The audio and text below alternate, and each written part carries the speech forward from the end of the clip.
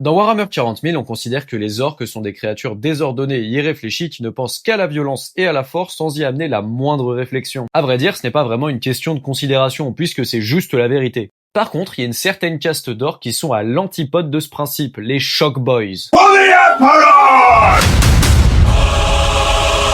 Alors les Shock Boys, ça reste des orques. Là où ça va changer, c'est dans leur façon de penser. Là où dès la naissance on explique aux orques qu'ils peuvent faire ce qu'ils veulent, les Shock Boys, eux, ont un certain attrait pour la discipline et l'organisation. Ils ont même un certain attrait pour les défilés militaires et d'autres pratiques qu'on pourrait plus attribuer à des factions humaines. Mais les Shock Boys, ce n'est pas uniquement la violence. Après, je te rassure, ça reste quand même des orques, ils veulent massacrer leurs adversaires. Mais eux, c'est pas trop leur délire de courir vers l'adversaire en criant.